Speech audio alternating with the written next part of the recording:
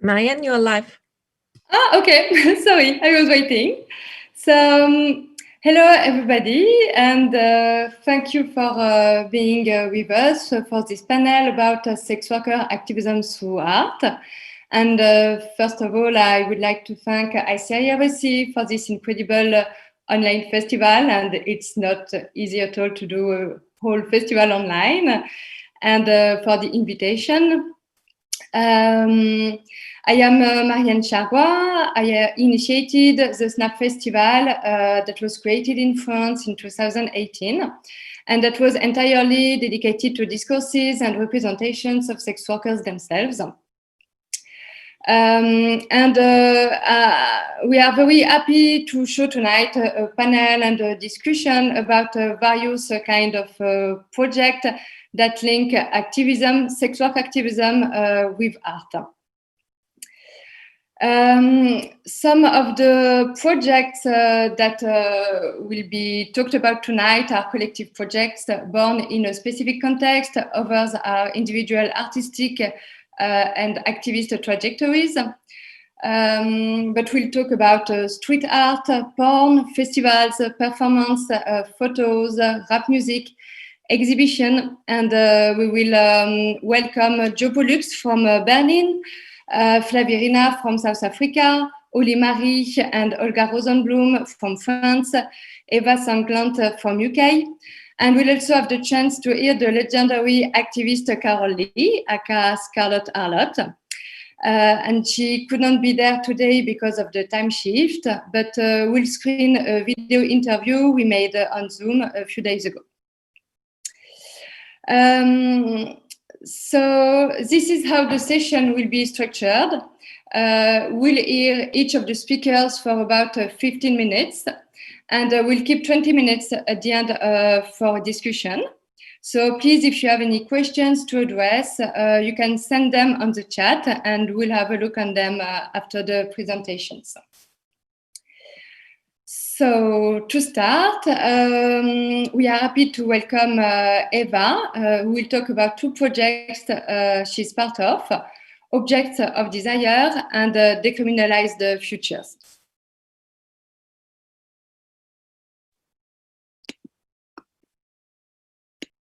Hi, yeah, I'm Eva. I'm here to talk about Decriminalized Futures, but I'll also talk about Objects of Desire. And yeah, I'm also an artist, so I make work myself. Yeah, so I'll start by talking about Objects of Desire. And let me share my screen. So Objects of Desire is a sex worker-led collective and archive project. The premise is that we collect objects donated by sex workers, which tell stories about sex worker lives. We've had two exhibitions, one in London in 2016 and one in Berlin in 2019 at the Schultes Museum. We have an online archive, which you can see in the picture. It's projectofdesire.co.uk, and we hold all of the donated objects and stories on that website, along with artworks, films, performances that we've commissioned, which were all made in response to the objects for the different exhibitions. There's also documentation of workshops, events. We have just had our website redesigned and translated into German and Spanish. It's not live yet, but so this is kind of like a sneak preview of how it's going to be. And you can see Marianne on the shot, who performed for us at Schultes Museum at our closing party last year. It's also going to have writings on the website that people have done in response to the archive as well. So that's a little bit about Objects of Desire, and then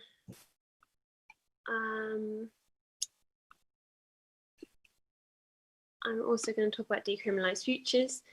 Decriminalized Futures is a collaborative project using creative tools and popular education to explore sex worker lives and experiences, creating connections with intersecting movements and labour struggles. So we have our website at decriminalizedfutures.org. It's a 4-year project. It's an online archive of activism and everything that's happening throughout the project. We have events. We're having an exhibition at the Institute of Contemporary Art, the ICA in London next year. We'll then be doing regional workshops, and we're going to have another festival at the end as well. The project was born out of Swarm's Festival of Resistance, which happened in May 2019, was organised by Swarm members, including Elio, who's now the project coordinator of Decriminalized Futures.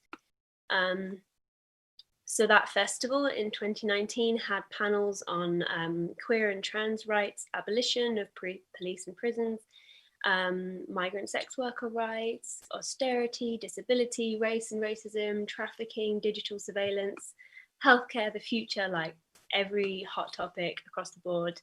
All the panels were recorded and they were then edited and transcribed by Radio Eva, which is an amazing sex worker radio project. And all of that stuff formed the foundation of Decriminalized Futures Archive, which can be viewed on the website. And in December 2019, we did an open call for artists to propose projects which would respond to all the themes of the archive and the festival. So we've chosen 13 artists who are working on 10 projects. I'll show some of their work at the end. And most recently, while we've had the pandemic,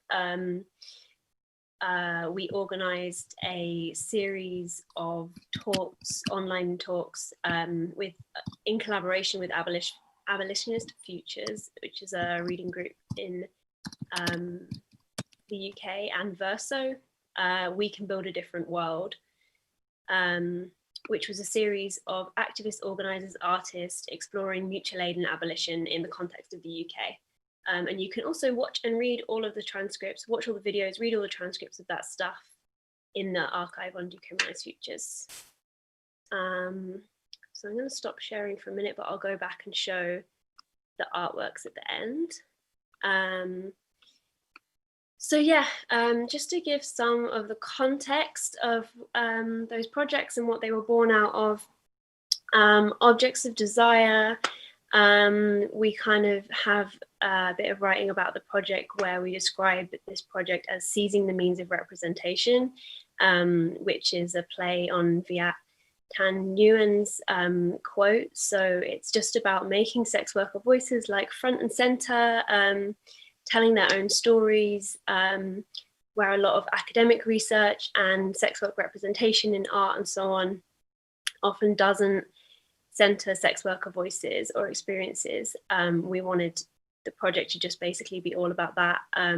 It's playing a little bit on what the archive is and what it means, kind of pushing like having total agency over how your story is told, what you choose to share, what you conceal, what details you play with a little bit, and what you actually want to be known about, well, sex work specifically in this context.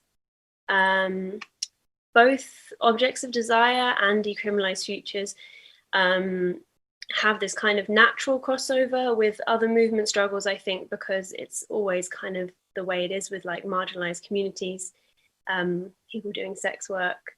There's this kind of tradition of like solidarity, and also I think people's identities tend to cross over in like a lot of different categories of marginalization. For example, in the UK, obviously like English Collective Prostitutes formed in 1975 out of like an international uprising and like politicizing of sex workers, and they formed in the Crossroads Women's Centre, which was already a space where lots of different movements were like influencing each other. It's really multiracial, squatter, like working class movements, like everybody who's kind of up against the state together, which like sharing tactics and so on, which I think informs Decriminalized Futures a lot. It's Decriminalized Futures is archiving like sex worker organizing, and the whole premise of the project is movement building and like building strength, building connection, and using art and creativity as a tool to do that. And I think we just saw that art is a really good tool of community building and connection between people. It's also like healing for people, in that it's another way of communicating about your experiences. And in the UK, we have just come up on a decade of Conservative Party leadership in Parliament, and even the kind of Labour Party being like ever more conservative. Labour Party members pushing the Nordic model on sex workers.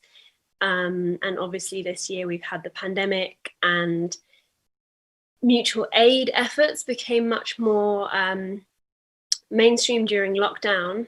And then again, people were talking about mutual aid during the Black Lives Matter uprising and talking about alternatives to police and prisons, which kind of brought about the events, the panels that Decriminalized Futures were doing this year. And I think I was thinking about this today when I was thinking how to answer kind of what the political context for the project is. And I think one of the things is like all the mutual aid we've been doing this year while sex workers have been out of work, and we're in this recession and the pandemic, we're all exhausted, and Decriminalized Futures and the art that people are making, it's like this kind of joy and hope and like relief and healing that we get from it. And it's just another way we get to connect and communicate. Yeah, so one of the other questions, let me just check. Yeah, some of the things that successes and failures about these projects. I think the things I find difficult is often working with money and funding. Obviously, the people who do these projects, who has the time and capacity to do this stuff.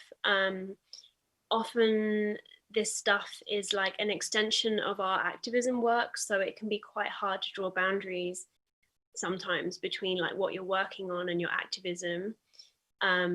But I've sort of found that when you can be like really exhausted from one thing that you're doing with organizing, these kinds of projects are like something you can really channel your energy into. I also think that like when you're doing this stuff, you're working with institutions. We are working collectively with sex workers, queer and trans people, Black people, people of color, people in precarious situations. There's not a whole lot of trust for institutions and authority and that sort of thing, but we want to use those spaces to commune and show our work and build community, and it's a really good opportunity to do that.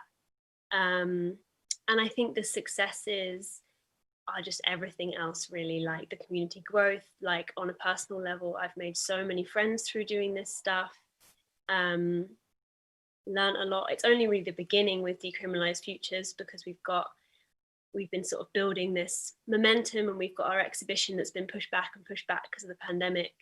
But whenever I look at this work, it just gives me a lot of energy and like hope and joy and like excitement about everything that we're doing. So yeah, some of these pictures have been scrolling through, but I'm also gonna share my screen again so that I can just tell you a little bit about the work.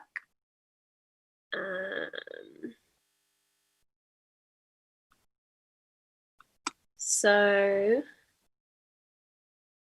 I'm going to be really brief and broad kind of overview about what these works are, mostly because the chapbook that we're doing, the publication we're doing is coming out next year. The exhibition's coming up. You can also read more about the artists on our website. So this is kind of like just a little sneak preview of the work, really. So this is the work by Aisha Mirza. It's a photo series, and they are also including texts, and they're going to build an altar space. And a lot of the text is about the altar space where their kind of queer, lesbian, like mentally ill dominatrix identities can all come together.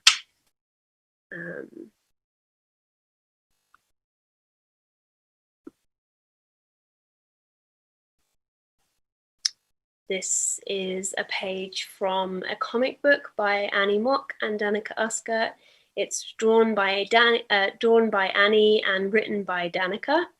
About Danica's life as a sex worker and aspiring actress and her relationship with someone who's working as an actor.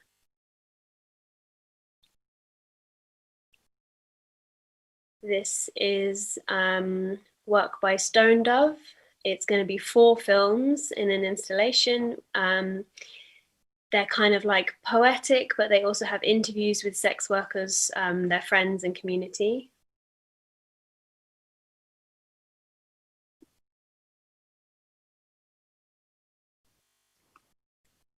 This is a screenshot from a game, a narrative click-through game by Corey Cocktail, following a kind of survival journey through this kind of dystopian world. And this is a point you've got to where you're kind of reading your phone to figure out what you're going to do next. This is a work by Jane. It is the AN form, which is the form in the UK for naturalization, which you have to do to get citizenship. It's going to be the full 32 pages of the form with amendments to certain pages. So this is one that's asking about like previous work and services provided to the UK.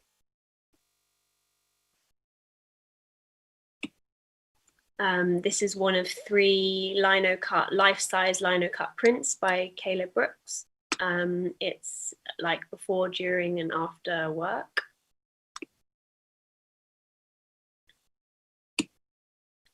This is a screenshot from a film that Leigh is making. It's very broadly about the sex worker rights movement in Palestine, but it's kind of about like a specific moment.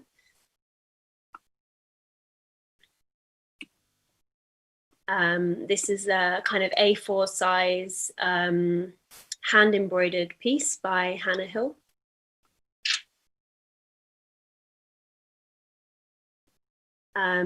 Toby Adebayo is making a series of films, sound pieces, and an installation. And this is a kind of triptych collage with screenshots from the films, little bits of text, things like that, which we'll also show in the space. Very big as well.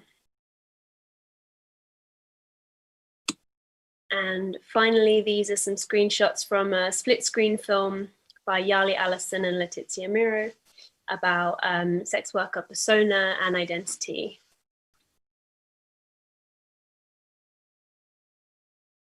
And yeah, that's me. Thank you.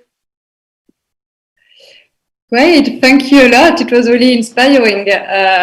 We would like to see an exhibition with all these art pieces. It's very exciting.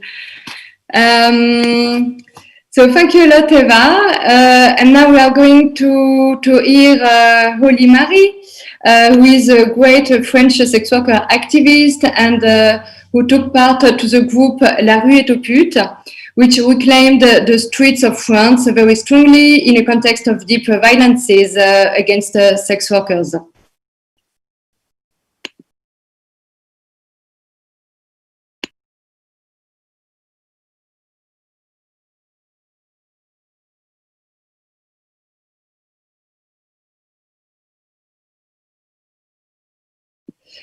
Marie, I think we don't hear you. With your mic. It's working now? I don't know. It's working? Yeah, now it's working. Yes, sorry about that. Okay, alors, let me check again.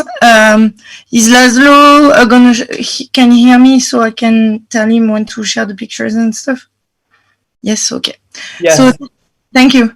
So I wanted to thank everyone for letting me speak. So when we found this collective movement called La Rue est aux putes, we were thinking like there is no feminism without whores, trans people, sex workers, porn performance, cam girls, and our struggle necessarily are anti-capitalist, anti-sexist, anti-ableist, and decolonial. So we have to take the street, occupy the space with letters, painted in red and black on A4 paper, glue, seal, and 2 brushes to raise the awareness of everyone about our claims, rights, violence on the wall of our cities, because we are silenced, forgotten as often, and silenced from the feminist movement, and more globally from all the society. And we decide that this can no longer exist and continue. So this is how the genesis of our movement La Rue est aux putes began. And La Rue est aux putes means the streets belong to the whores.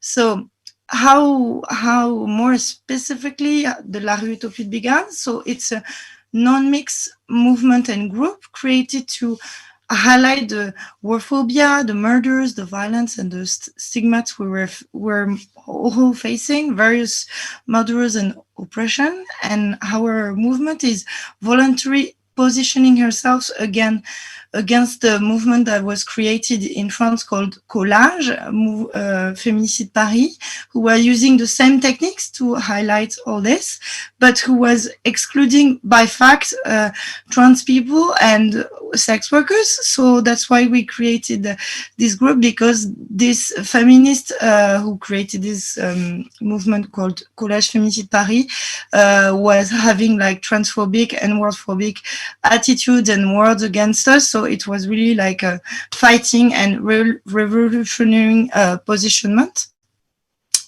Indeed, the original movement, as I told you, were excluding us. So we decided to transform this anger and injustice into a strong message: words refuse to quiet and silence.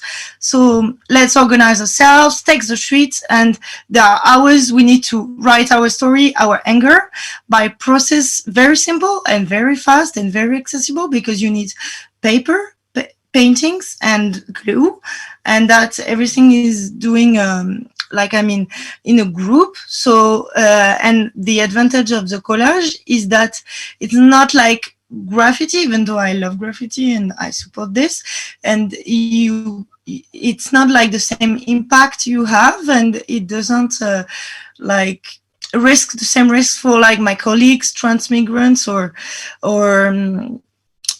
so like the risk to do the collage is less important, and you don't risk to go to jail or anything like this. So finally, organizing collage in a non-mixed way and occupying the streets is very empowering, but it can also be violent, because we experience like people shouting at us, like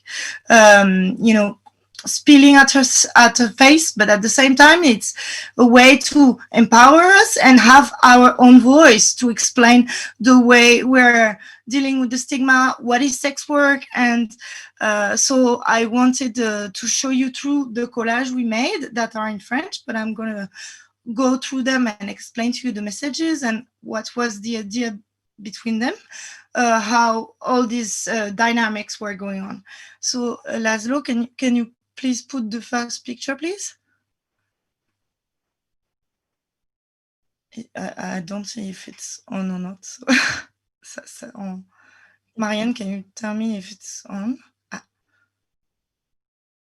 Hello? No, we don't see the pictures for the moment. Okay, so I'm waiting then.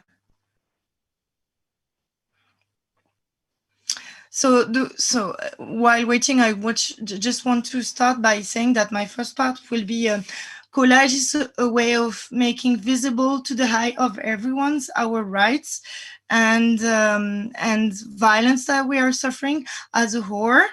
So in May 2020, it was the first evening of La Rue est aux Putes that with some other colleagues, we were in Belleville neighborhood. In Belleville in Paris is one of the main area where there is my colleague from called Le Lotus Bus, and are mainly from Chinese area and Asian kind of part of the area. So we decided to have a first session around there. And it was just after the lockdown. So,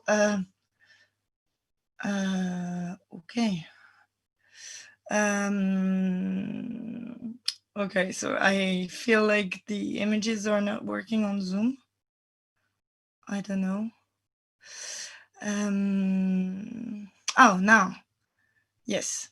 So this was one of the first collages we said, so survivant de la pénalisation mais pas victime de la prostitution, meaning that we wanted to the awareness of everyone about the laws that criminalize our work, that is penalization of the client, as you know, and that we're not victim of prostitution, but more survival of the law penalization, because as you all might know or not know, sex work is legal in France. What is illegal is for the clients to buy our services. So we just wanted to reuse some of the abolitionist vocabulary and to say to them, okay, this is what really strikes us and what's the violence.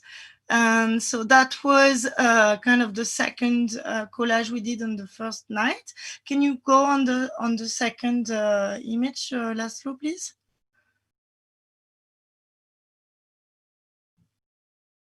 No, there is another one before, you know, the first one, but never mind, it's okay. If it's not coming, the first one was another one, but never mind. So this is another collage that we did too, because one of my first collage was pute est un métier, pas une insulte, meaning sex work is a work and not an insult, because pute in French means whore and it's used as an insult. So we wanted to reverse the stigma. And so this collage and another one that you saw, the next morning was rape and like destroyed and really like raised by radical radical feminists. So we decided to play of them on what they did to our collage that was really deleting and did bad thing to it. So we call them radical, assassin, discriminant, fascist, and expansionary masculinism, meaning radical assassin, discriminatory, fascist, and expansionist of masculinism is more like, Marianne maybe can help me on that. I don't know how to translate it properly, but it's more like they more defend men, that they truly defend women or minority of gender. So we were like playing on words with them, because like, as you know, whores in the movement, it can be really difficult. So we wanted our message, like through the collage as well, to fight the movement of feminists, because we fight a lot of transphobia and warphobia right now in France, and also through the public. So our conditions for work, healthcare, and that we need really status to exist in France could be heard by a lot of people. And by this way of putting arts and our rights, it can be heard and seen by everyone. Can you show the other picture, please? Yes, so this is for mainly in the movement, the feminism movement, to see TERF and SWERF, meaning excluding TERF and sex worker. Can you go to the other one, please?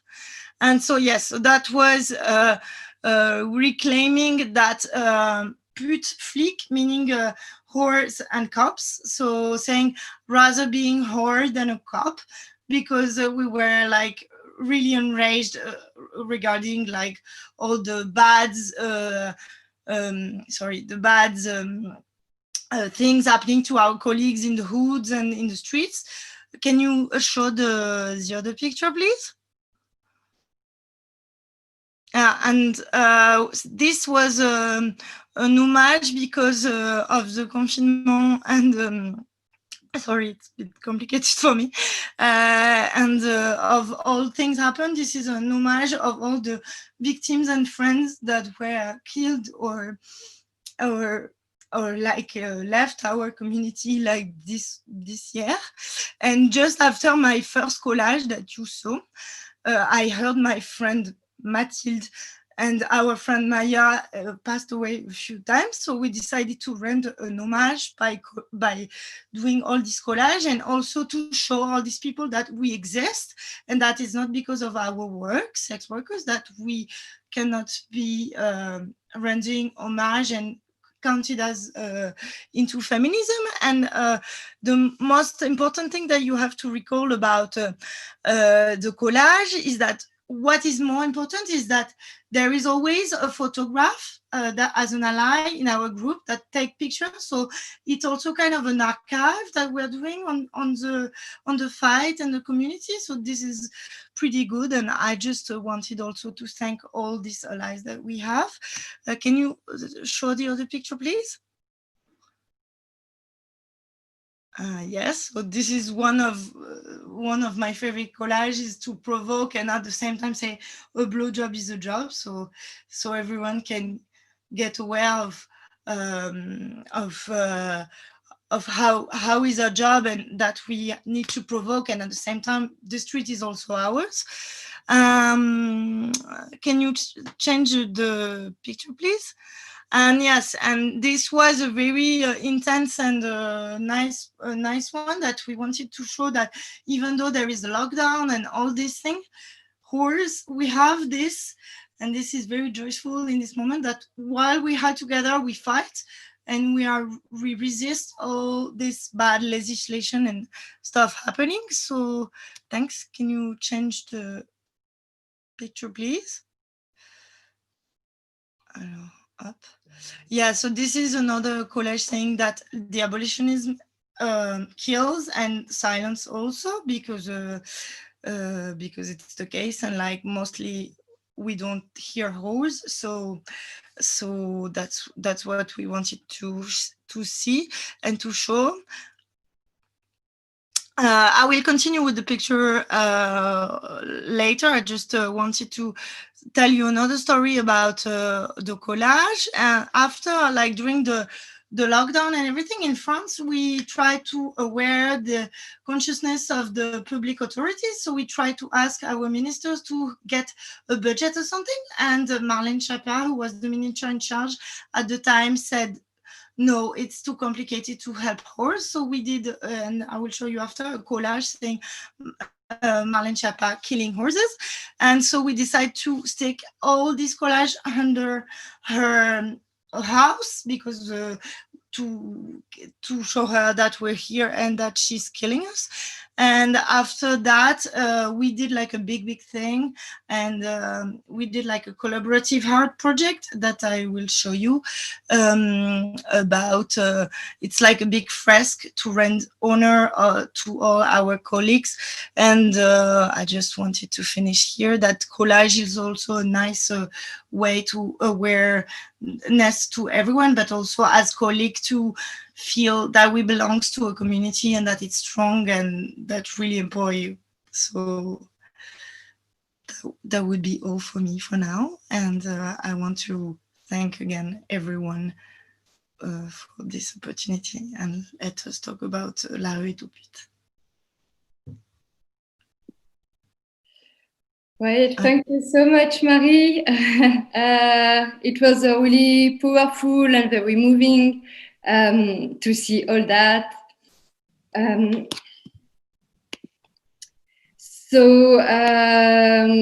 Yeah, it's very strong to see that we can lead the battles directly on the walls of the cities, and it's really strong to see that. Yes, thank you. Can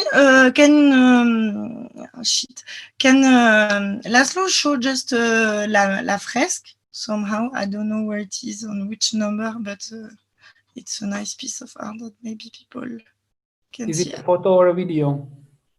Yes, can you show the video? Yes, this is good. And then there is a photo and it's like yellow with a lot of things. I don't know. I'm sorry, everyone. I got really bad prepared with the photos and stuff. So that's why it's a bit like upside down. Okay, I will show the video now, and in between you can write me some hints maybe, and I will try to find the photo as Yes, well. I can check on my because La Rue aux Putes, like truly I don't know, we finally find a way to empower whores in the fight and in the community, and we organized like a pride this summer, like after lockdown, and La Rue aux Putes was like in primary heads up, and we successfully empowered to put whores and trans people of color in the head of the défilé and the walk, and it was for me a little kind of a victory, like bit like Stonewall, and the best was like the day after, like this activist who is transphobic and stuff yelled in all newspaper that she was really bad and felt not okay because there was whores everywhere and live a long life to whores everywhere, and that she didn't feel safe. So that was my victory, kind of. Okay, so you can show the video right now. So we did kind of an action to this pride that I wanted to show you.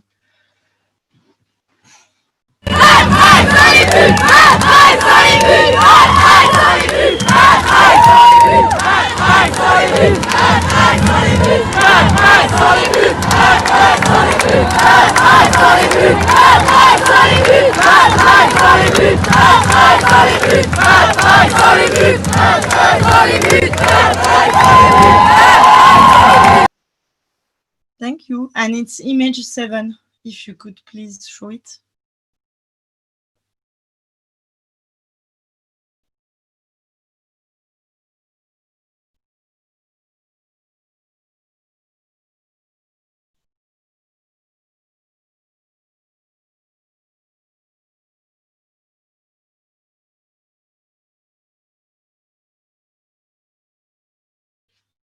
Voilà. This was it's gone. I don't know.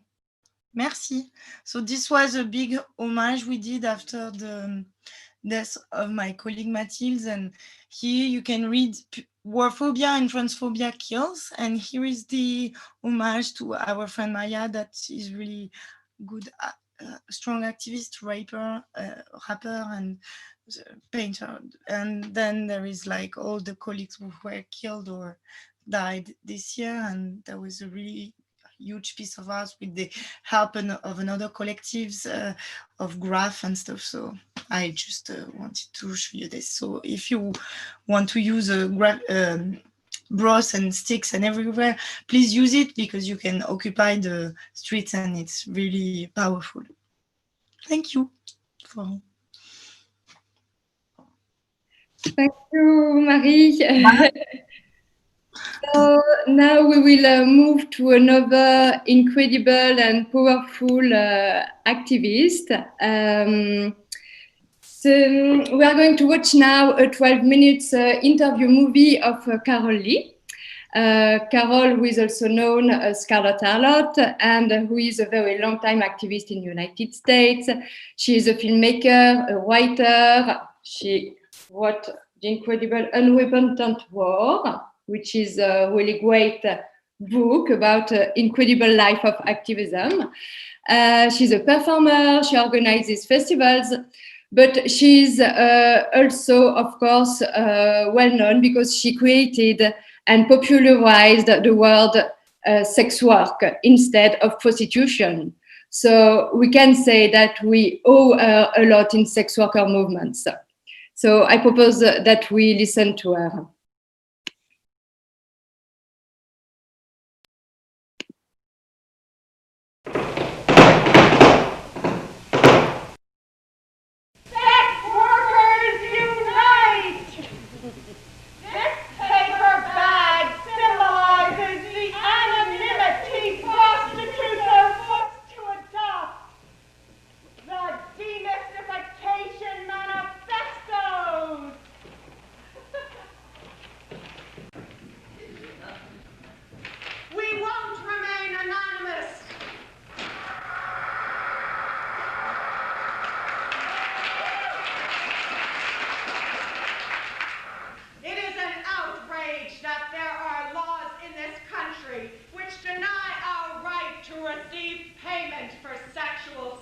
resources. Sex is as dirty as power and money.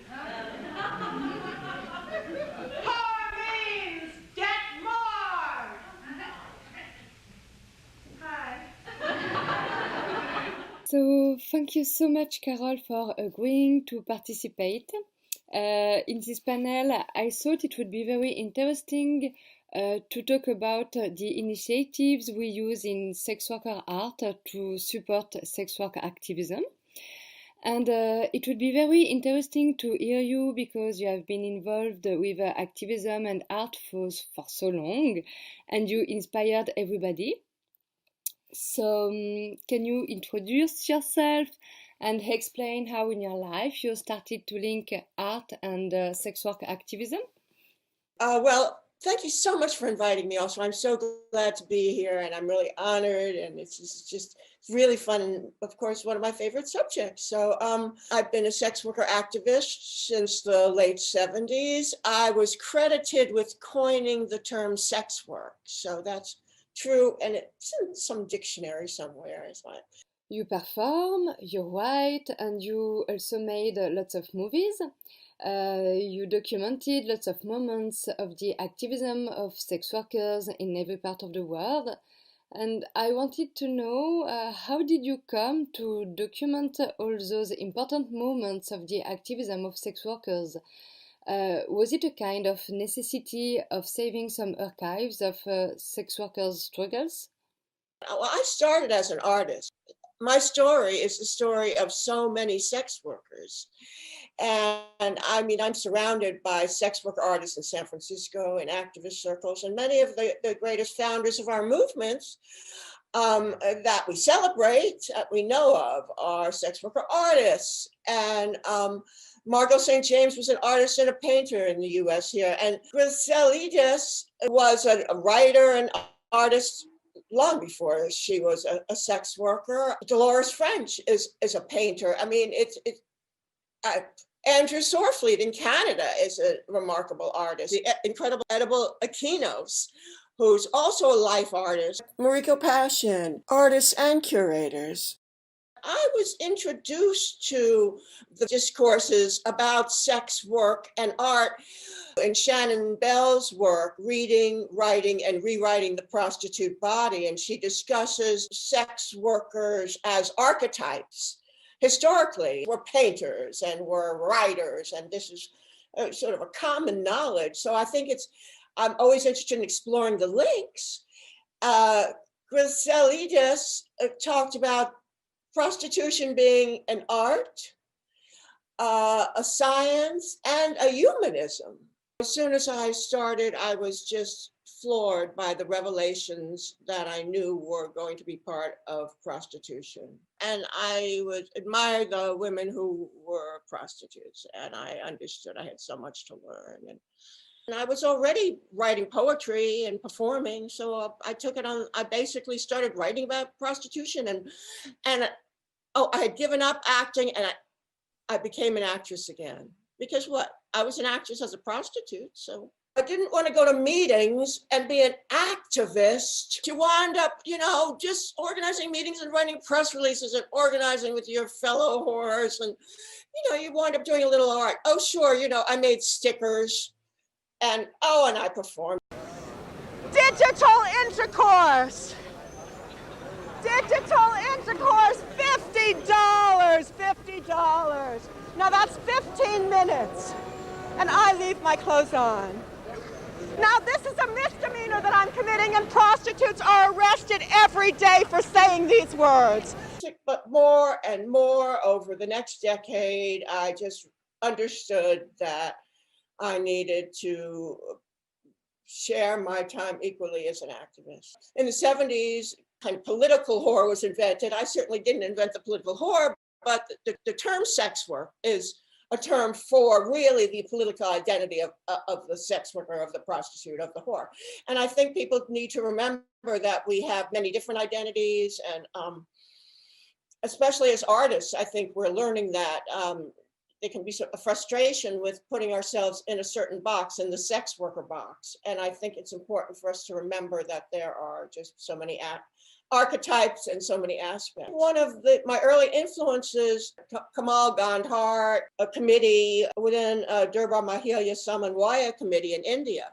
To claim our right to protect ourselves from diseases, we feel it is crucial to carve out a positive identity for ourselves. One important way in which we've been attempting to do so is through forming a cultural front. We formed Komal Gandhar, our cultural wing, constituted exclusively of us sex workers and our children, to express ourselves through music, dance, plays, painting, and writing.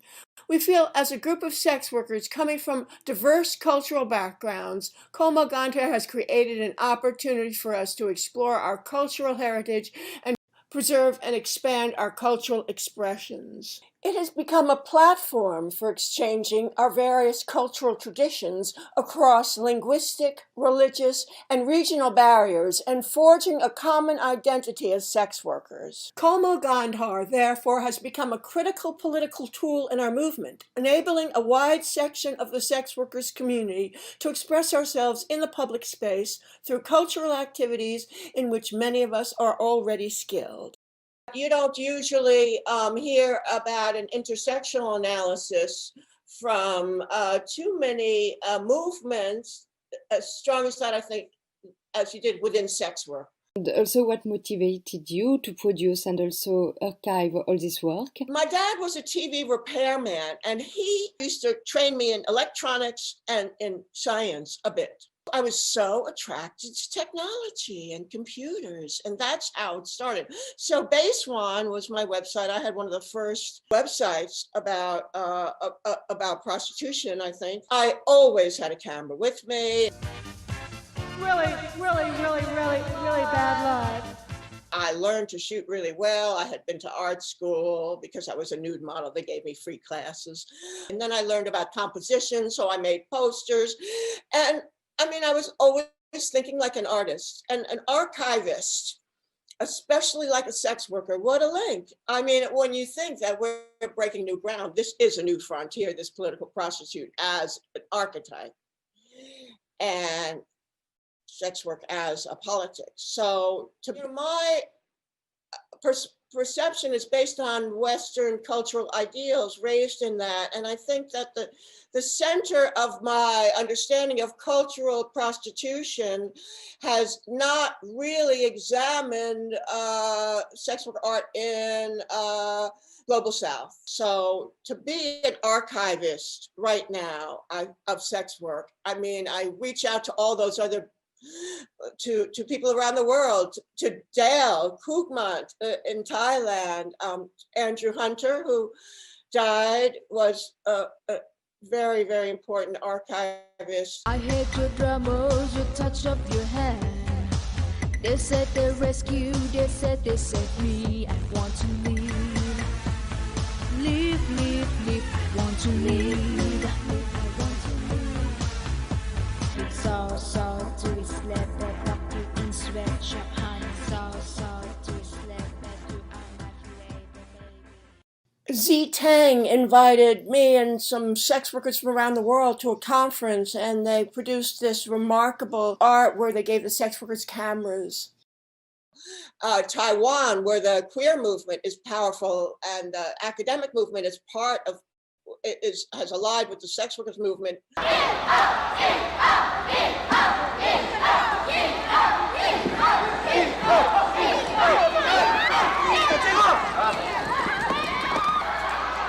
Huge concerts in big public squares, very exciting work. And of course, Durbar Mahila Samanwaya committee with the Melas, and the center of their work is also cultural. So I think that when I would travel, I would document. And on websites, I documented. Everything for me was about documenting. You know, the reason how I did this, I was on the dole.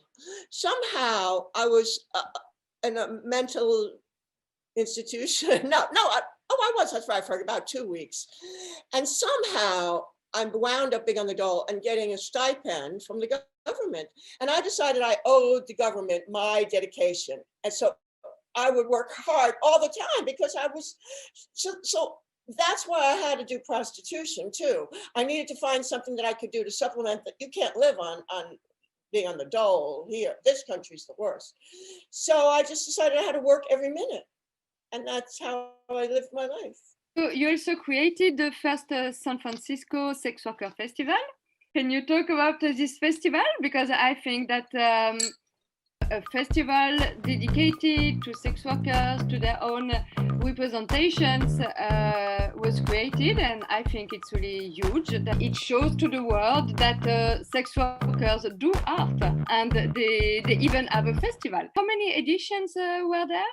20 years. The model of the sex worker festivals is film, and then there would be groups about sex worker issues, all kinds of things, political, sometimes helpful around work. We became an anti-racism group, and we had an intersectional mission.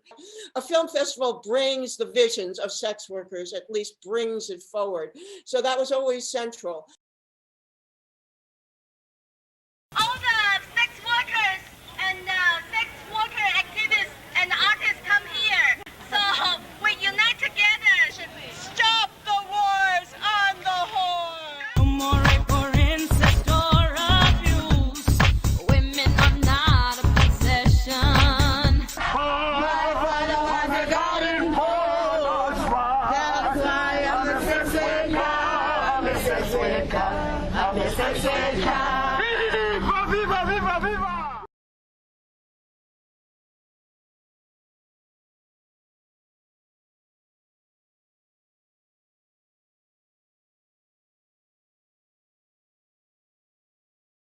Thank you so much for all these infos about your career and how you managed to create so many activist representation and to archive so many images of sex workers' struggles around the world and throughout the years. So thank you so much. So now our next speaker is Flavirina, who is from the organization Sisterhood, which is an organization of trans sex workers women in Cape Town. And 5 years ago, they collaborated with the photographer Jan Oak and the fashion designer Duran Lantink to create a fashion collection and a photo exhibition called Sisterhood of the Castle. So we are going to hear more about this project now. So welcome, Flavirina.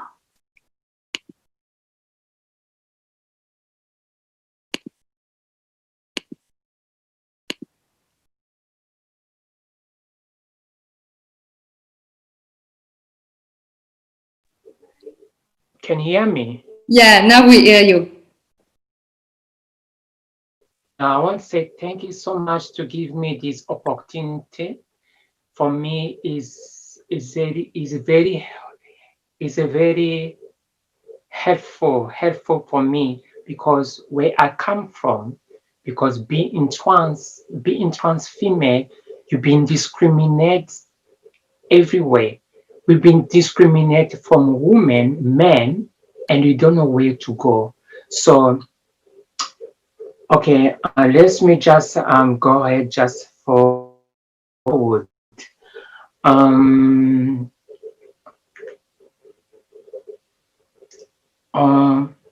Okay, the first time when you do it, the first time the project,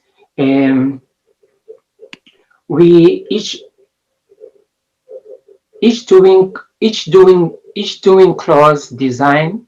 We each had the fabric design or clothes to represent each one. We had the 4 hours to make a design to represent ourselves. That we had to design and wearing the fabric. That day, the clothes, the top 5 I was choosing as one of the top 5 from Sisterhood. They give us program that we would work on each one, had make it up a story about each star we would like to be would like to be we would be like to be lucky.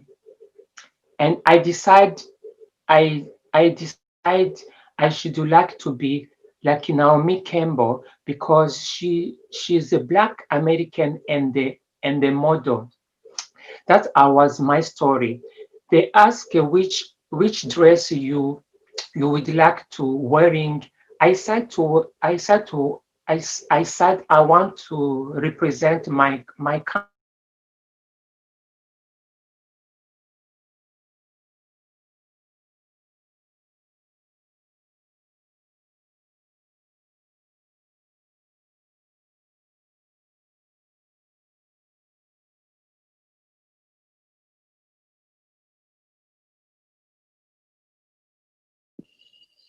Okay, so I think that we have a connection problem. Okay, we'll see if it comes again. We are going to watch some images of the project. Yeah, so these are the fashion project that was made with Flavirina and the members of Sisterhood of the castle. And yeah.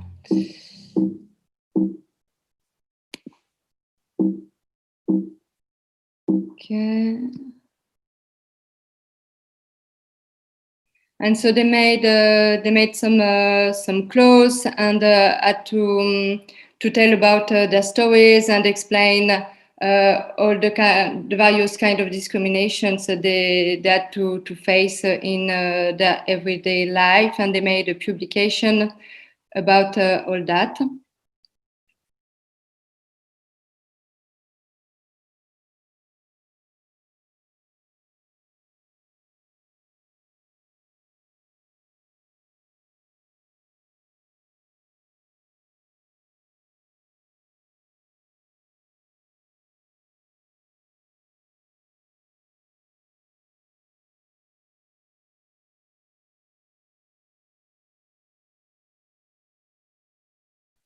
Everyone was wearing design themselves. And okay, Flavirina, you're there again. We missed you a little. The sound had been cut. So maybe you want to. I showed the pictures of Sisterhood of the castle. So do you want to take again on the part to explain what brings to Sisterhood the collaboration on this fashion project? Was it important for the visibility of Sisterhood? okay.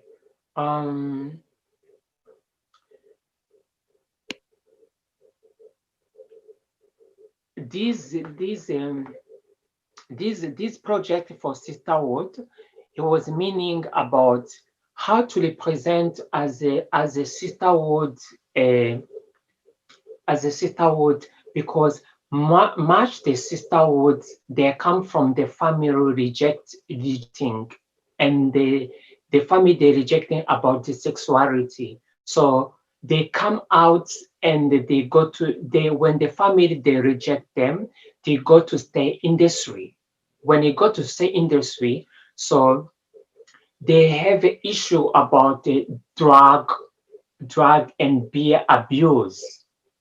So for me, when I come to South Africa, so because I am activist from my country, so when I leave my country, I just come back for mobilizing as a trans, and how can take the therapy and to be more female. So, and it was very difficult for me to leave my country, because that time I was the first trans I come out, and I didn't decide to go back home because I was just scared. I was just scared because I was just scared to be criminal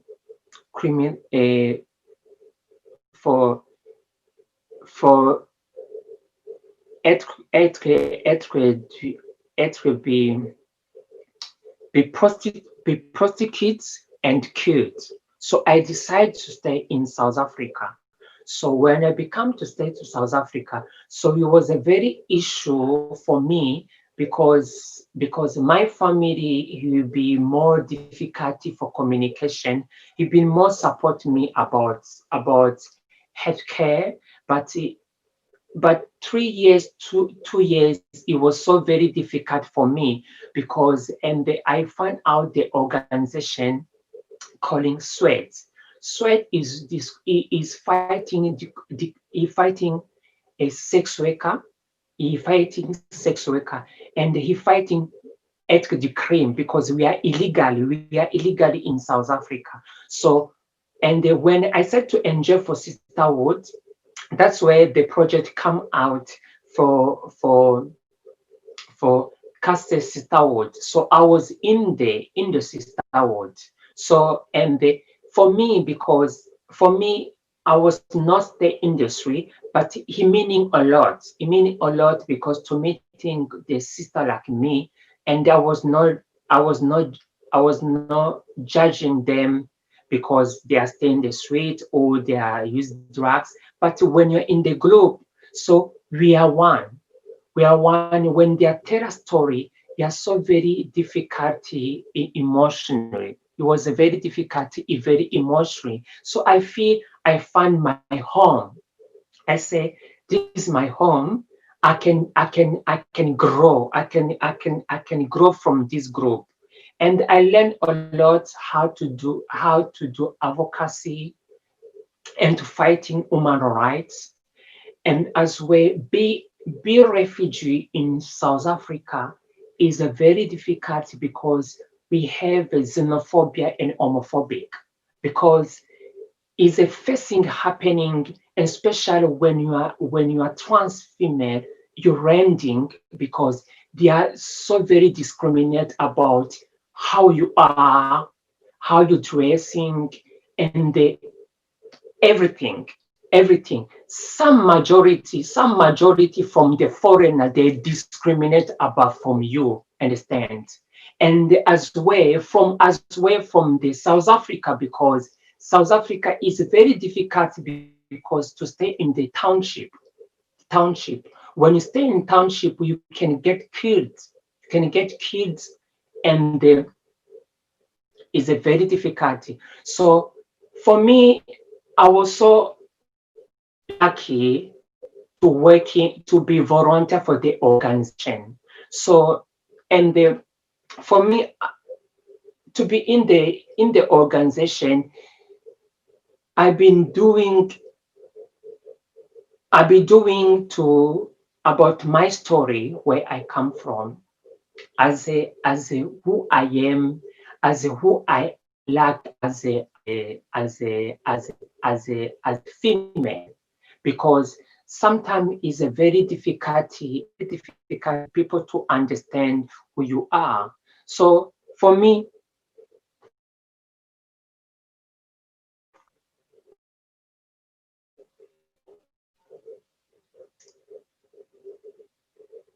sorry, for me, it was a very helpful to be involved about sisterhood. And after that, I started to come out to other organization. It was other trying project. They support about trans female how to take therapy hormones, and as well from as well from the refugee LGBT community as who I am, and to how to struggle about the papers other refugee LGBT community struggle. But for me, he was a very impressed to represent about my story, be in trans sisterhood, and after that, so we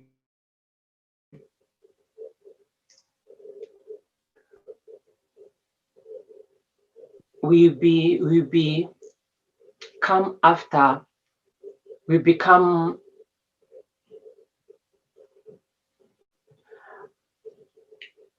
I read the day I was the party that I want to to to to direct about mobilizing sex worker in the streets, and all the price of the service, and I said I was not willing to answer those questions. I have running my rights from sweat about how I'm not to be discriminate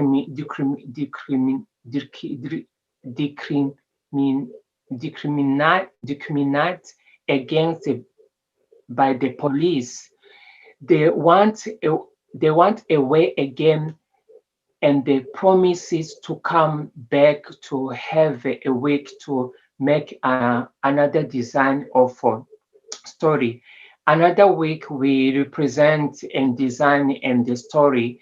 When I had finally they left, they come back again after the 6 months. They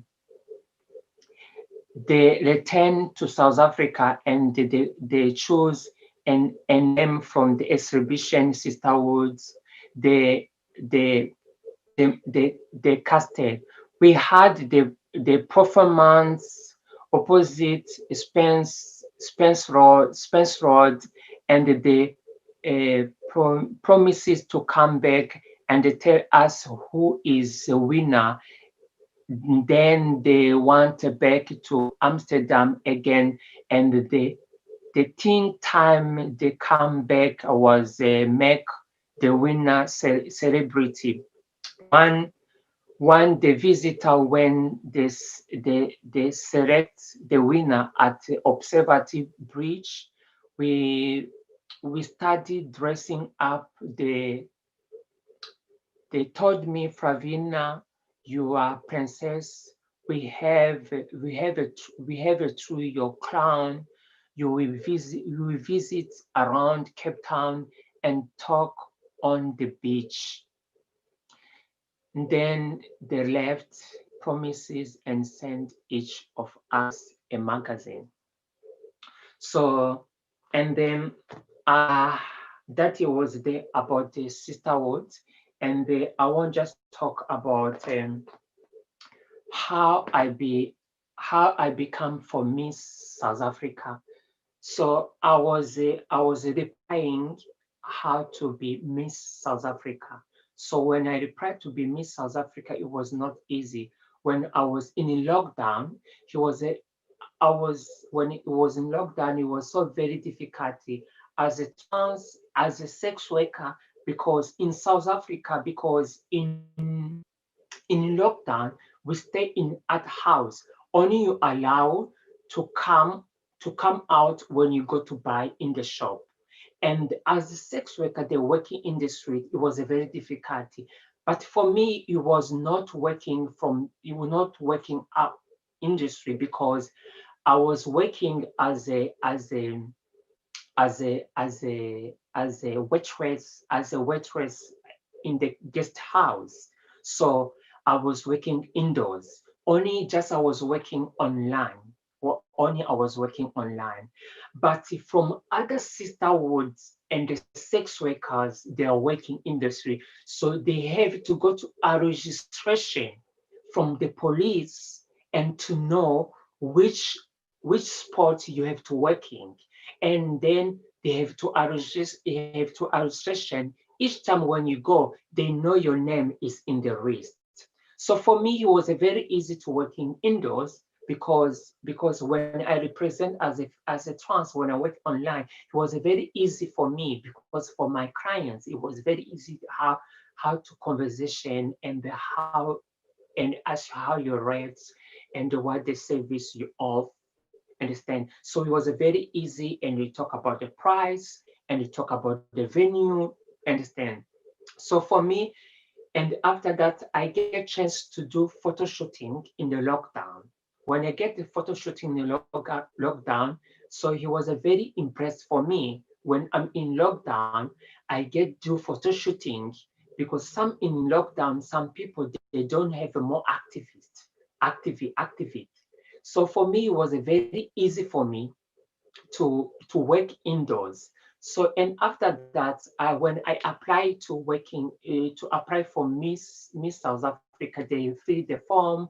I do all those things, and when I done, and they said to me I qualify. So they send me. They say to me I have to send about the pictures and the video, and after that they're gonna make a link about us.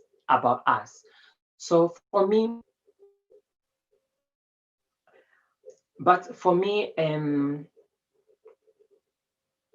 when I put for my status, when I put my status and say I'm from Burundi, I'm 39 years old. My passion is a fashion style modeling, human rights activist. I am a volunteer ambassador from Trans Riga in Africa. I grew up in Burundi, a beautiful family with 5 children in the house, and everything was okay. My dad and my mom loved me as a child. When I was 4 years old, I used to love to wearing my mom high heels. When I was 11 years old, I started to feel my feeling more strong, and I feel that I was more female. In my country, people are not familiar with my LGBT community. When I grew, my family was a mixed Muslim and Christian. My father was Muslim and my mom was a Christian.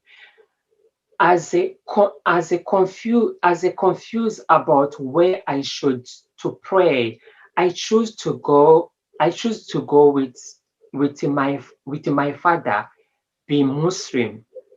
And when I was 18, this become so difficult. It become difficult because Muslim you don't accept for you to be trans or gay or lesbian. So when they find out, sometimes your family can kick you out, and you don't have a home, food, education anymore. So you feel like you are lonely in life. This makes some people stay in the closet. But for me, because I grow with a family who understand who I am. When I grow up, I told them I am feeling more female. So when I finished my high school, I founded organization LGBT people, and I started to work there as a volunteer activist. And they send me different country. That was how I grow. I got a chance to come to South Africa. And when I come here, I decided not to go back because my country was not safe. And I was want to, I was our I was one need to beg. I I was afraid to kill and persecute. So I decided to stay in South Africa. I found life our was actually so difficult for me, and I was struggling to survive. There was so much discrimination against me because of my gender, and there was a lot of homophobia, and I was also struggling with the language. I started to be volunteer with organization to be education and advocacy work as a trans woman. I decided to make to to challenge to be fully who I am, and I started to take hormones, and from there my life became much better. I volunteer with a different organization, PASOP, who work with the refugee LGBT community as a trans project, which other organization includes Sweat, where I Sisterhood, who I learn a lot from the organization about importance of telling your story. I learned a lot from other trans women's story about many of us wind up living in the streets and using drugs and all those kind of issue. I feel bad about what I was happening, and I left it was the time to start up for who I am, to proud show myself. I stay we female, we are women. So now that I have those chance to be part of Miss South Africa, I'm excited and proud. I'm a makeup artist. I I I did a course designing and how to use fabric, how to use African fabric to cover shoes and the handbag and the book. It was a lovely, but I still have a stigma because my gender.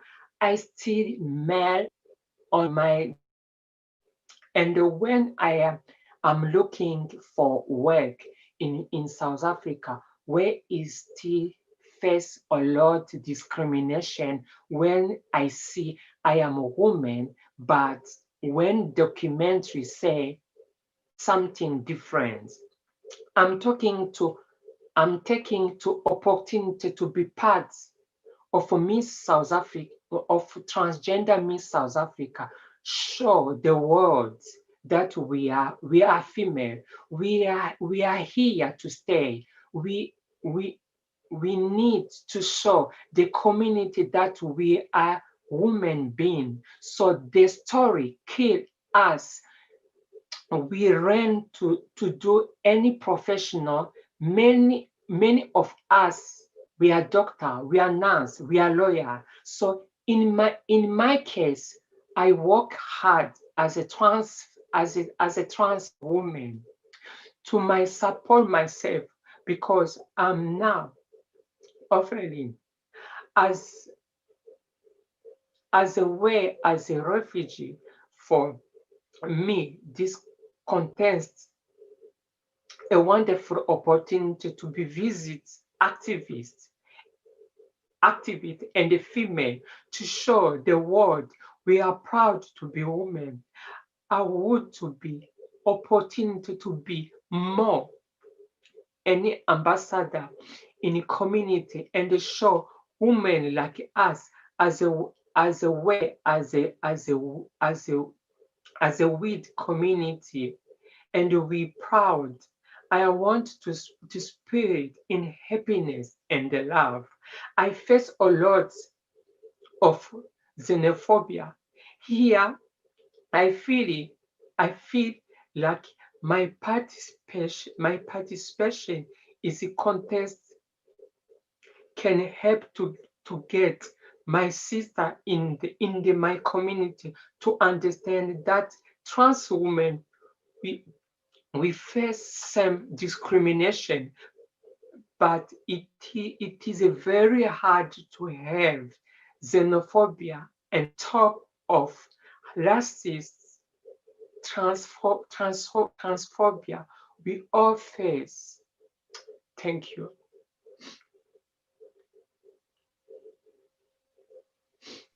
Thank you. Thank you so much, Flavirina, for your story and your testimony. And it's very strong and very powerful to see how you use this contest in your story to repair yourself and to find some empowerment. And really, thank you so much, because it's so precious what you share with us.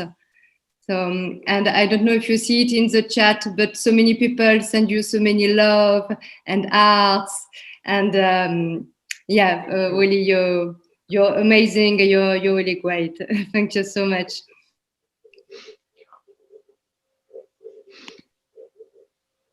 So we have to follow a little, and now I would like to ask Jo Pollux to talk to us about a project that she was part of in Berlin. That was a porn project to raise funds for sex workers during these hard times of COVID-19. So welcome, Jo Pollux. Hey. Yeah, thank you very much. Thank you very much for having me. And thank you, Flavia. Like, I'm so in it right now that it's really hard to get into the meta space. Thank you for this moving story. It was incredible. So yeah, our project was based really on the pandemic. So we are a bunch of sex workers, we are pornographers, we are artists, we are a lot of different kind of people living and working together. And so when the pandemic started and it all hit us and suddenly everything was canceled, so like the general thing in Germany is like sex work is legal, but you have to get registered. So you have to get like go to an official office and get like a whore pass. So it's really like you have to carry it with you all the time. And it's incredible because not everybody can get that, and it follows like a bunch of like very German, very shitty rules. And so like when the pandemic hit, like everything became illegal. Sex work was incredibly punished. Of course, every hotels, every places where you could work shut down. So not only was it impossible to work, but even if you tried anyway because you had to, it was impossible to find spaces to work safely. Plus, of course, the people who were most hit by that was street sex workers, because they had like no help from the state. They were like basically forgotten about all the ads. So we thought about what can we do to like try to support these people and general support sex workers who don't have any fundings at the moment. And so the first action was by Candy Flip, who like used her sex work to get a lot of like funding. We worked with BSD, which is basically a organizations formed by former sex workers or sex workers who helped with the rights in Germany. And so they made a fund who was given then to other sex workers. And so we were trying to fill this fund with them. And so Candy first like started selling pictures, online videos and everything, and gave like everything she earned to this fund. And so we thought about how to make this like more like bigger. And we decided to make like this project Sex in Times of Corona, which is like a 10-15 minutes video showing a couple of showing up like kind of how to have safely sex with distance. We made it like all a little bit more ironic because we all needed something to laugh. Everything was so tragic and we needed something to laugh about. So we like sat together, made a concept and filled in within like 2 days, I think, or 3 days.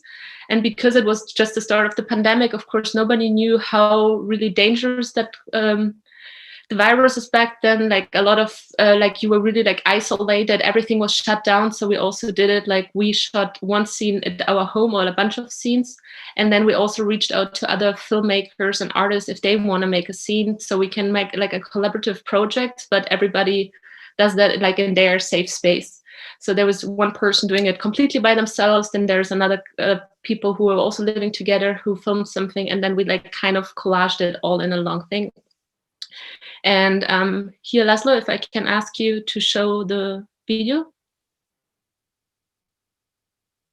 Yes, 1 second.